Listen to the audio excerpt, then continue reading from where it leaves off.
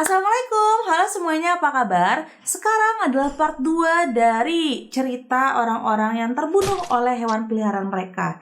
Kalau kalian belum lihat part satunya, bisa langsung klik card di atas ya. Jadi langsung aja, mari kita mulai. Sebelum itu, seperti biasa video ini bertujuan untuk mengedukasi, bukan menginspirasi. Jadi diharapkan kebijakan penonton sekalian ya. Langsung aja, mari kita mulai. Oke, jadi kalian pernah dengar gak sih kasus beruang peliharaan menyerang pemiliknya? Langsung aja yuk. Selama 9 tahun, Kelly Ann Walsh memelihara beruang hitam yang dia sebut Teddy sebagai hewan peliharaan, dan dia membesarkannya dari masa kanak-kanak di kebun binatangnya yang berada di puncak bukit, di mana dia juga merawat singa gunung dan juga harimau. Hewannya buas-buas ya. Pada hari kejadian, dia pergi ke kandang baja dan beton setinggi 4,5 meter kali 4,5 meter milik Teddy, dan di sana dia melemparkan satu skop penuh makanan anjing ke satu sisi untuk mengalihkan perhatian beruang, sementara dia membersihkan sisi kandang lainnya. Jadi emang dia mau bersihin kandangnya si Teddy. Dan menurut teman dan tetangganya, Kelly sudah melakukan ini 1000 kali. Maksudnya ribuan kali udah sering.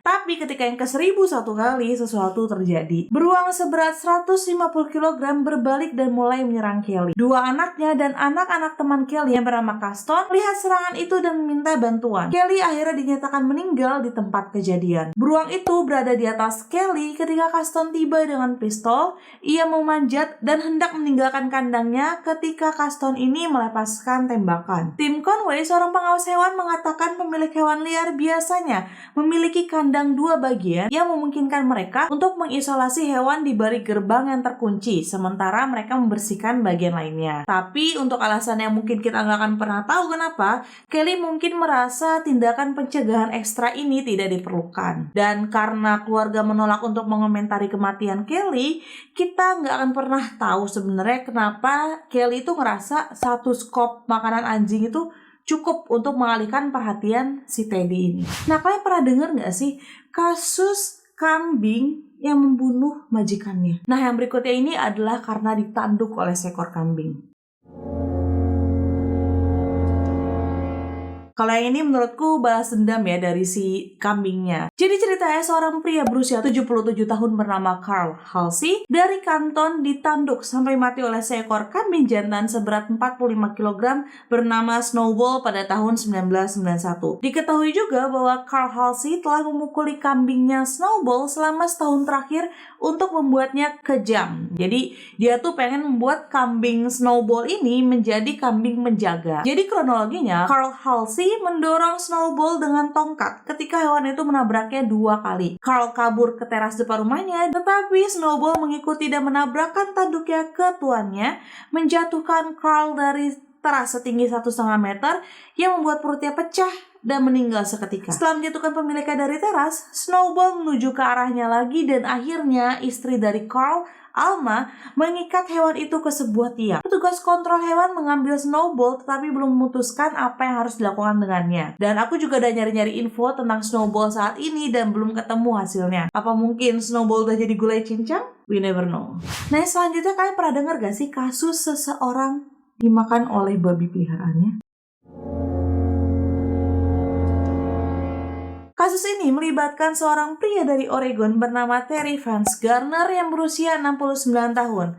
Garner digambarkan sebagai penyendiri oleh beberapa orang dan hewannya adalah hidupnya, terutama sejak dia pindah ke peternakan ketika dia pensiun dari pekerjaannya sebagai tukang daging. Garner memiliki 2 anak, seorang putra yang tinggal di Cookeville dan seorang putri yang tinggal di California. Pada tahun 2012, sekitar pukul 7.30 pagi, Garner pergi untuk memberi makan ternak di peternakannya dan tidak pernah kembali. Seorang anggota keluarga kemudian menemukan gigi palsu Garner dan potongan-potongan tubuhnya tersebar di seluruh kandang babi. Tetapi sebagian besar jenazahnya telah dikonsumsi oleh si babi itu. Ahli patologi tidak dapat mengidentifikasi penyebab atau cara kematian. Ada berbagai skenario yang sedang diselidiki, termasuk bahwa Garner mengalami serangan jantung yang kemudian membuat dia di posisi di mana babi bisa memakannya. Skenario lainnya yaitu mengingat usia dan kesehatan Garner, beberapa babi mungkin menjatuhkannya ke tanah dan kemudian ia dibunuh atau dimakan. Hal ini berkaitan dengan adanya laporan bahwa satu babi betina telah menggigit atau agresif terhadap Garner beberapa waktu sebelumnya.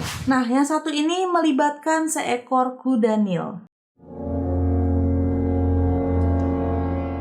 Jadi seorang pria bernama Marius Els adalah seorang petani berusia 40 tahun berasal dari Afrika Selatan. Els adalah pecinta hewan dan memiliki hewan peliharaan yang tidak biasa, seperti jerapah, badak, dan juga kuda Nil yang dia kasih nama Humphrey. Humphrey sudah dibesarkan sejak masih berusia 5 bulan, yaitu sejak ia diselamatkan Els dari banjir. Els bahkan membangunkannya sebuah danau besar di peternakannya sehingga dia bisa berenang di habitat aslinya. Humphrey bahkan sudah dianggap Els seperti anak kandung sendiri. Els mengajarinya berenang bersama manusia dan bahkan membantunya menyikat gigi. Namun, pada akhirnya Humphrey ternyata membantai Els dengan cara menariknya ke dalam sungai dekat lahan pertanian. Dia menggigit Els sampai mati dan dia ditemukan tenggelam di sungai tempat Humphrey diselamatkan 6 tahun sebelumnya. Kejadian ini terjadi pada 14 November 2011 ya. Para medis dipanggil tetapi pada saat mereka tiba, Els sudah meninggal dan tidak ada yang bisa dilakukan untuk menyelamatkannya. Istri Els, Louise, telah memperingatkan suaminya tentang Humphrey karena beberapa bulan sebelum hari kejadian ada laporan bahwa kuda Nil itu berperilaku agresif. Pada awal 2011, seorang pria berusia 52 tahun dan cucunya sedang berkano di sungai yang melewati pertanian Els. Humphrey melihat mereka dan diyakini telah mencoba mengusir mereka. Pasangan itu harus menghabiskan 2 jam terjebak di pohon sebelum Els tiba untuk membawa Humphrey. Dan ada juga komplain lain dari mitra bisnis Els yang mengklaim Humphrey membunuh anak sapinya. Nggak cuma itu, Humphrey dilaporkan juga secara teratur keluar dari kandangnya dan berjalan ke klub golf setempat, di mana ia akan mengejar mereka yang bermain di lapangan. Lagi hewan buas dipiara, aneh sih. Ya kan kudanya lebih buas kan? Nah, itu dia mengenai orang-orang yang terbunuh oleh hewan peliharaan mereka. Ngeri banget gak sih? Menurut aku untuk para pemilik hewan ya, terutama Mbok ya, kalau memelihara tuh yang gak berbahaya dan gak liar gitu ya.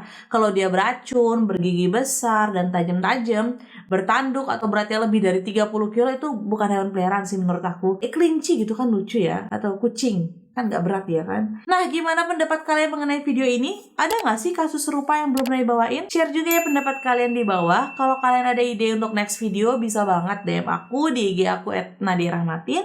Dan bisa juga komen di bawah. Thank you udah nonton video ini sampai habis. Semoga kalian suka dengan cara aku menyampaikan ceritanya. Sampai ketemu lagi minggu depan. Bye-bye.